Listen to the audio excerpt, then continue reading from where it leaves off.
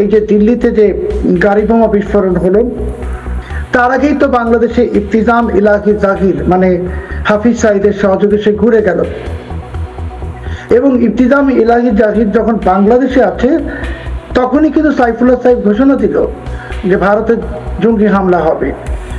ঠিক সেই সময় আমি কয়েকটি গণমাধ্যমে বলেছি যে এই মাসেই অথবা আগামী মাসে ভারতের ভিতর এই লস্করে তৈবা অথবা জয়শে মোহাম্মদ জঙ্গি হামলা করবে।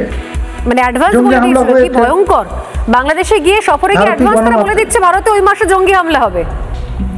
ভারতীয় গণমাধ্যমে, কারণ আমি তো এটা নিয়েই গবেষণা করি, এবং আজকেই উসানাস ফাউন্ডেশন আমার একটা আর্টিকেল আছে, আপনি দেখবেন যে লস্করে তৈবা প্লট করছে 26 ডিসেম্বর কলকাতার ভিক্টোরিয়া মেমোরিয়াল অথবা কালীঘাটের কালী মন্দিরে ওরা বোমা হামলা করবে।